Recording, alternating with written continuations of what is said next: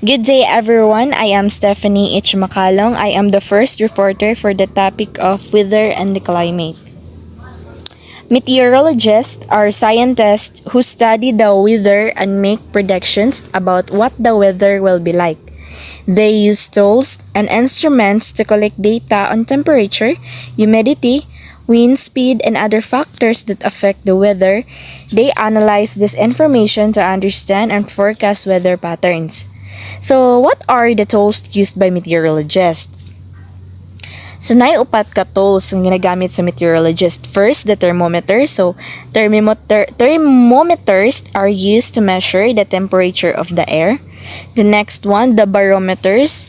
It is used to measure air pressure, which can help predict changes in the weather. Anemometer are used to measure wind speed. And the last one, the weather satellite, capture images and gather data about the atmospheric conditions. So, weather refers to short period variation in the atmosphere at a given place. So, weather at any place is defined as the momentary condition of the atmosphere, and it varies from day to day and place to place. So, momentary condition refers to a temporary or brief state or situation that exists for a short period of time. So, inana ang weather. So, for example, asa din, mukalit lag ulan on a sunny day, then kalit lag hangin ug kusog on a calm day. So, inana ang weather. Ma-change siya kada oras, kada adlaw, and kung asa pud ka nga place. So, the next one, the weather elements. So, nailima ka weather elements, which are the temperature of the air, pressure, humidity, rainfall, and the wind. Temperature of the air tells us how hot or cold the air is. It's measured using a scale like Celsius or Fahrenheit. So, kung higher number siya, indicating hotter temperature, and kung lower number, indicating colder temperature. So, temperature of the air tells you how hot or cold the air is. It's like the level on the kanang thermometer that can range from very cold to very hot temperature. So, temperature is a measure of how much heat is in the air, and it affects how comfortable or uncomfortable the weather feels to us. The next one, the pressure. So, air pressure, also known as atmospheric pressure, is the force exerted by the weight of the Earth's atmosphere on a unit area of a surface. So, it is a pressure caused by the collisions of air molecules with subjects or surfaces in the Earth's atmosphere. So, pressure, mura siya og weight of the air about us pressing down on the Earth's surface. Then, pag high pressure siya, it means that naa siya heavier air pressing down, usually leading to fair and clear weather basta high pressure siya. Then, while pag low pressure kay, it means like cloudy siya and stormy. Kaulanon siya. So, it is all about how the air is pushing on everything around us. Humidity is a moisture, dampness, a moderate degree of wetness, which is perceptible to the eye or touch, occasioned by the absorption of a fluid or its adherence to the surface of a body, according to Webster 1828 dictionary. So, ana pod ang USA Today na ang humidity is the amount of water vapor in the air. So, pag ang air has high humidity, so this is a lot of water vapor in the air. So, pag high humidity po siya, high temperature siya. So, pag high humidity kay init siya, and more siya more siya summer day, like something inana. Pag low humidity siya kay it's like winter day. So, humidity plays a role in how comfortable or uncomfortable the weather feels to us. It can affect on how we easily sweat or how quickly things dry. Next, the rainfall. So, rainfall refers to the amount of precipitation, primarily in the form of raindrops, that falls from the atmosphere to the Earth's surface over a specific area and time period. So, water falls from the sky in the form of raindrops. Muna siya ang rainfall. So, ang rainfall is a crucial part of the Earth's water cycle. So, it is a fundamental aspect of weather and can have a significant impact on our environment. Kay pag gusod kayo ang bundak sa pag gusod kayo ang ulan, pwede siya makabaha sa ato ang suba. So manang grabe og impact pod ang rainfall. And then the wind can be calm and pleasant or strong and powerful. It plays a vital role in shaping weather patterns and maka-affect po din siya sa atong environment. Ganun maka-affect man siya sa atong environment. Once manggod nga kusog kaayo ang hangin, pwede siya makatumba sa atong mga crops, sa atong mga woody species, mga inanan, even sa mga balay nato, samot na og mga kahoy lang nga balay, so daho ka siya kapikto sa ato agyapon. So good day everyone, by the way, I'm Daisy Malabalan. So what is climate? No, climate refers to the average of weather condition on a particular place over a long period of time, usually 30 years or more.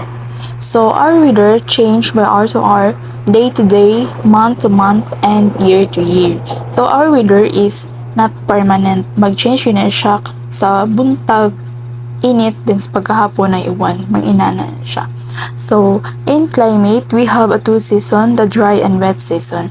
Dry season is December to May, then ang wet season is June to November. So, maka-experience tag mga ting-uwan ani, then maka-experience tag mga typhoon. So, during wet season, it affects our lives, destroy properties, and also our livelihood.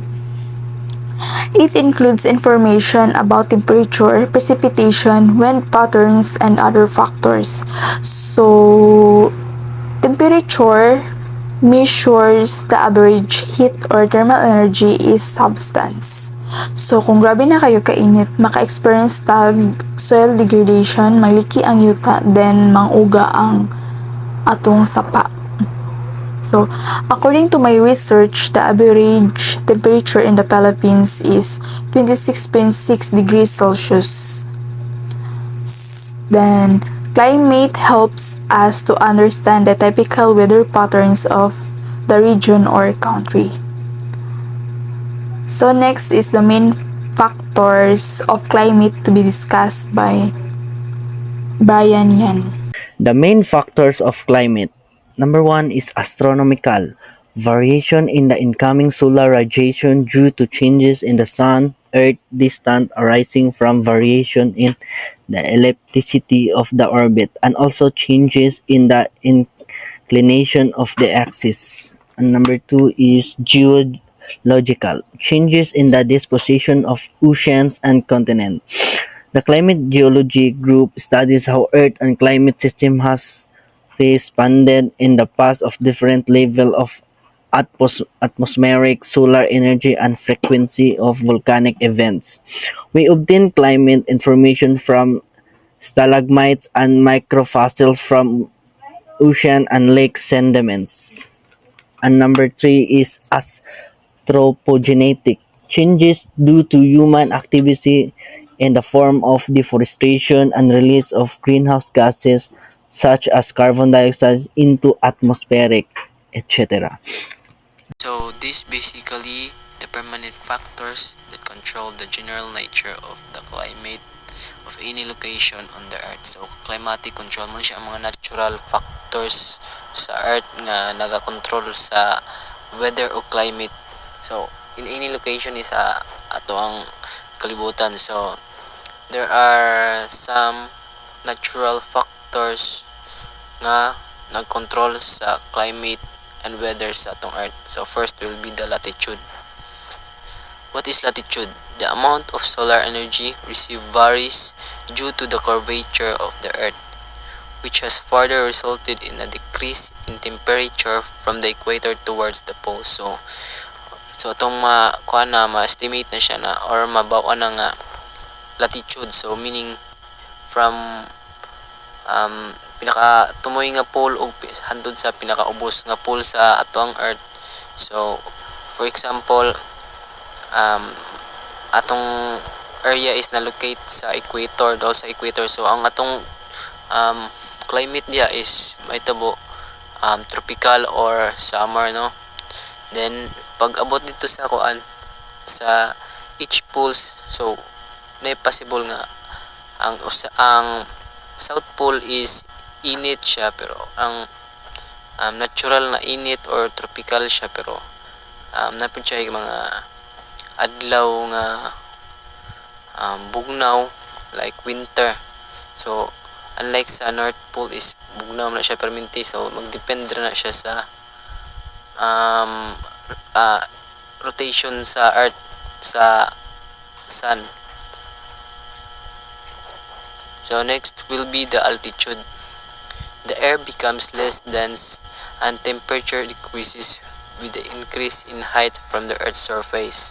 As a result of this fluctuation in temperature because of the height, the hilly regions are much cooler in summer. So ang usa na po ang altitude sa makapausab og climate sa usa ka lugar. So for example, ani is ang inyong lugar is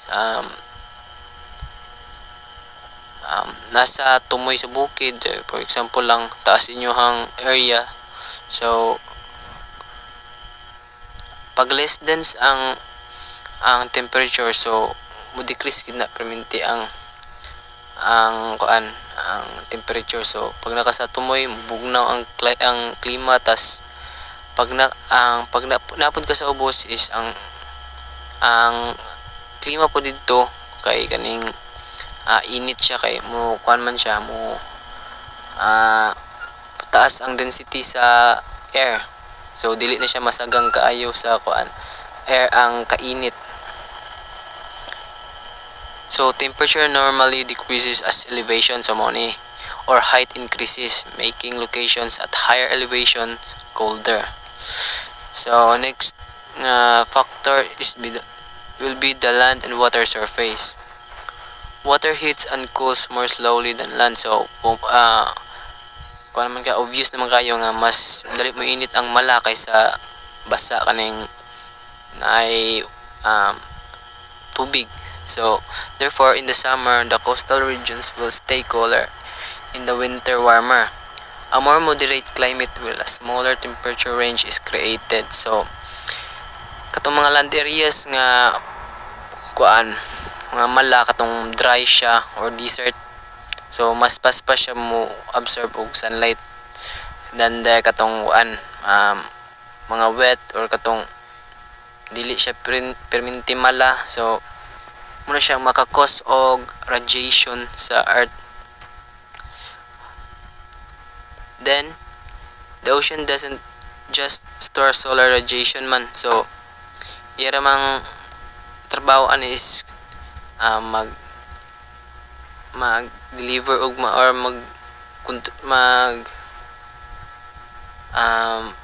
yang i-distribute ang mga different air temperature sa dagat. So muna siya ginatawag na water current. So napoy isa sa mga factors nga relate ra ana siya, which is akong i-discuss on niya. So another factor will be the mountains. So mountain can affect the climate of nearby lands. In some areas, mountain block rain so that the side of the mountain range may be rainy and other side may be a desert. Much of the airborne moistures fall as rain on the windward side of the mountains. So mabantayan man nato usahay na kanang itong makakita ta og dag-om nga dool sa bukid So manotice nato nga ang pikas niya ana nga or pikas side, I mean another side sa bukid is kaning hayag, or kanang wala dito gilahos ang ulan kitungod ang mountains pwede na siya mahimong sagang sa ulan or kanang mga dagom, kay once makuha na siya, mabangga na siya, so dito na siya tanan mahulog, or dito na siya tanan wala sa pagkabangga niya sa sa mga bukid or buntod. Next will be the vegetation. So vegetation can affect climate and weather patterns due to the release of water vapor during photosynthesis. So ang vegetation po di ay usa sa dako kaayo og contribution sa natural climatic control sa diri sa ato ang sa earth, no, kay tungod dako man gyapon kaayo area nga na ay mga rich vegetation sa kalibutan nga nagproduce og kanang itong water sa ilang pagphotosynthesize. So katoy lang ang water nga gina-release nila is once mo hayag na pud ang adlaw, so mag-evaporate to siya o mag-cause din siya og kanang I mean mo release ang vapor paingon sa dito sa air, then ang mga energy fluxes, then ang energy fluxes kay mag-lead siya og mga cloud formation. So muna siyang daw gyapon kaayo og apekto ang vegetation sa climate control. So next will be the wind and storms. So common naman siya to. Sa tuwa ang wind and storms. So wind carries heat, moisture, pollutants, and pollen to new areas. Many daily weather patterns depend on wind. A coastal region, for instance, undergoes changes in wind direction daily. So karang na mga bagyo, kusog kay hangin samot na sa mga coastal area. So diya mabantay na to kanang magbaha pod, or kanang magdagan kay anuron ang suba paingon sa dagat na makakasog pollution, kusog kaayong hangin nga mapahalos mapalid na mga atop. So muna siya. Then next will be the ocean current. So pares rin siya sa water current, no, sa ocean lang ni siya. So ocean currents act much like a conveyor belt, transporting warm water and precipitation from the equator toward the poles, and cold water from the poles back to the tropics. So mura siya back and forth.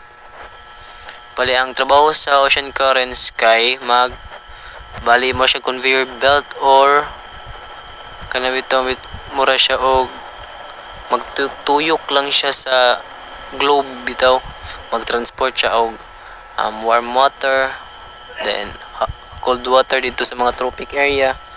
So kani siya nga factor is mura siya mo ang